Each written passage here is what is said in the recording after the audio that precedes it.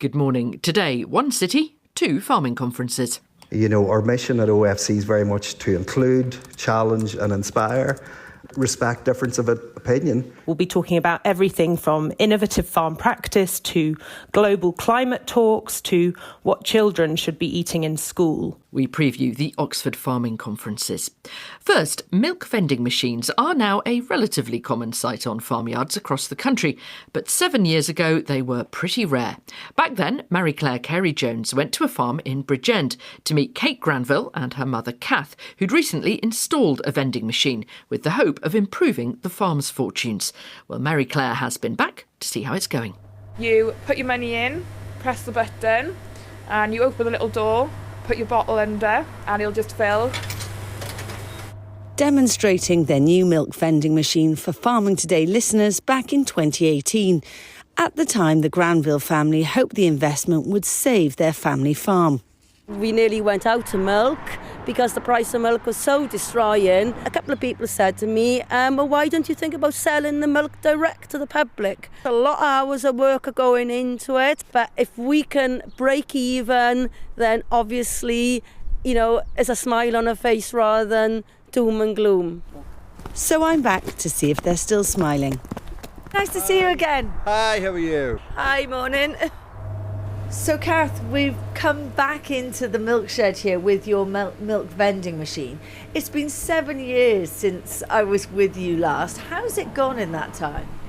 It has actually exploded. More and more people want to buy raw milk. Now, obviously, when I first came to you, this was one of the only milk vending machines around. Now they're everywhere. What impact's that had on you? Well, we are the only raw milk vending machine in the district. All the others are pasteurised, but our milk is straight from the cow. So you've still got a niche product then? Yes, we have. Some people travel a long distance to get it. They'll buy it in sort of larger quantities and freeze it. And like some people want to make their own butter, their own cheese, kefir and yoghurt, and the raw milk will do it a lot more successfully than pasteurised milk. Now, behind you here in the milk shed, something that wasn't here when I came a few years ago are some syrups to make the milk flavoured. Yes, it's a lot of teenagers in particular do like the milkshakes. Morning Rob, morning Kath, how you doing? Just come to get some milk, see you in a bit. So Andrew, you're here buying your milk today. I shop over there and I live over there. I know that's not good radio, but we're between where I shop and I live, so this is when I come on the way. And there have been customers coming in and out the whole time I've been here today. What are the customers saying to you about why they buy their milk from you? They enjoy the flavour, and a big thing, they want milk that hasn't travelled halfway around the country. We got an awful lot of rules and regulations which we have to abide to, but it's just from the shed to the vending machine, naturally untouched.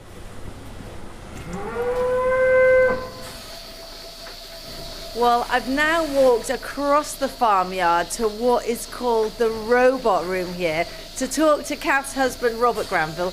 So this milking robot that we're standing next to, this wasn't here when I visited the farm last time? No. The old parlour that we did have needed major sort of overhaul, and we looked at pricing up for a new parlour, and financially it was virtually the same money.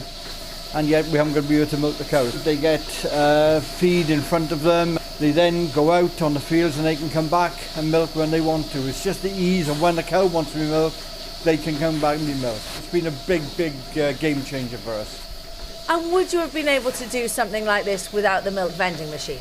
No, definitely not. No. Like we still sell some milk to First Milk, but without that extra income from the milk shed, we wouldn't be able to do any of this at all. The Granvilles in Bridgend. Well, they are demonstrating both growing resilience and transforming our food and farming system. The two themes of the two farming conferences happening in Oxford this week. We will be at both, So what can we all expect? Let's start with the original, the Oxford Farming Conference, the OFC, which this year celebrates its 90th year. Around 650 delegates are expected at the event, which is organised by a team of voluntary directors, who this year are led by Chairman Dr. Jude McCann. His day job is running the Farming Community Network, FCN, a charity which provides practical support to the farming industry. He told me why they've chosen growing resilience as the theme. I wanted a theme that was broad enough to encapsulate the business political aspect of what we do at OFC, the environmental side, but also the social. And I felt that growing resilience, and I think matters to each of those key areas. And we felt it was an appropriate theme to start the new year off with. It has a certain amount of optimism to it. And obviously 2025 was a hard year for farming. Are you being a bit over-cheery?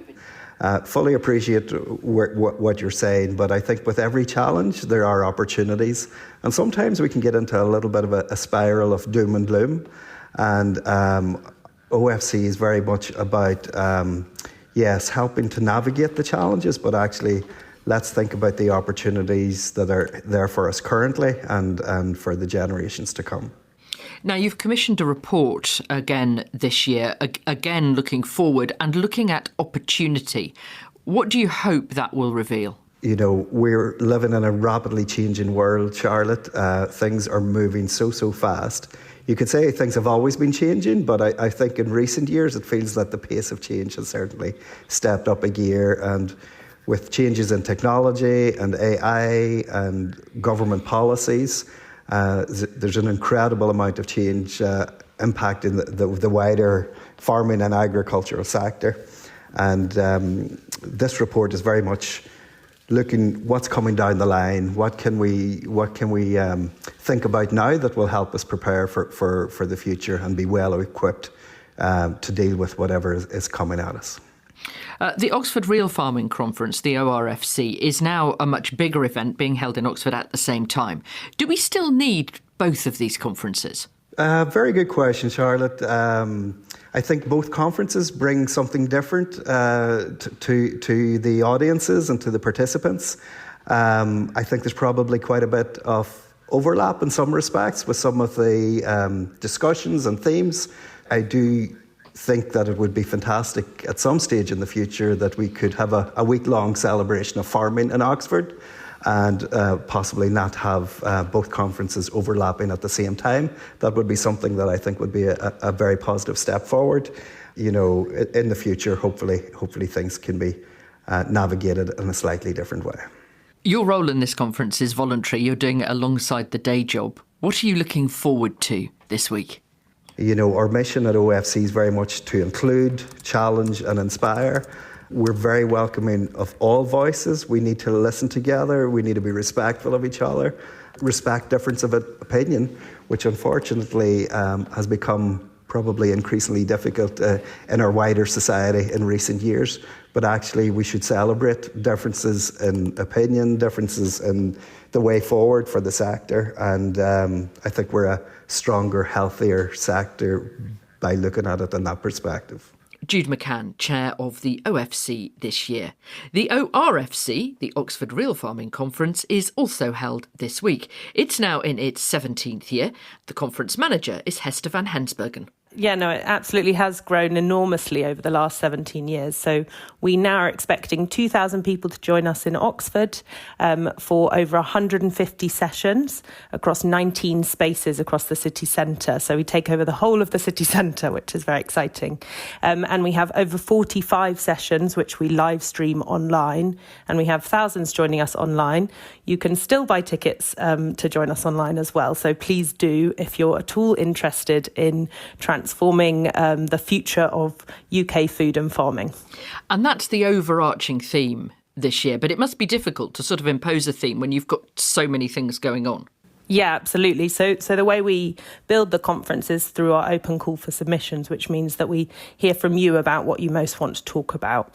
So the ORFC is the major annual gathering of all those who want to build a better food and farming future together. And that means bringing together farmers, small businesses, chefs, food activists, home cooks and policymakers to talk about the big themes that we are tackling in the year to come. We'll be talking about everything from innovative farm practice to global climate talks to what children should be eating in school.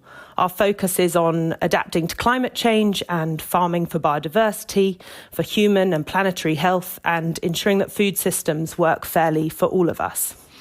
The ORFC was set up as an alternative to the OFC.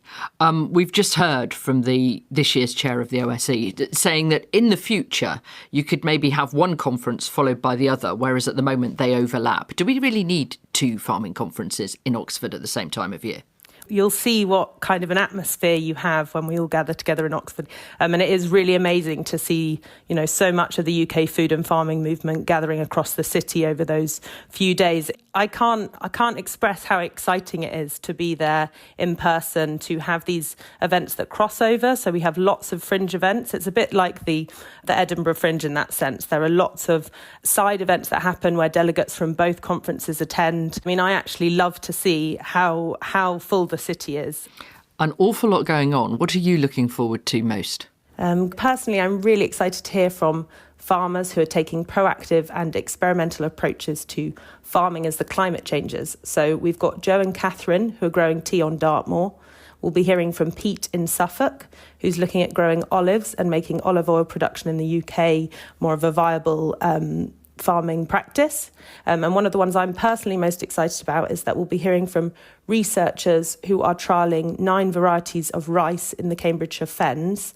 So we might all be enjoying UK-grown risotto, sushi and pilaf soon. Hester van Hensbergen from the Oxford Real Farming Conference. And as I say, Farming Today will be reporting from both events. Expect some running between venues and a lot of chat about the future of farming. That's it from us. I'm Charlotte Smith. The producer is Beatrice Fenton, and Farming Today is a BBC Audio Bristol production.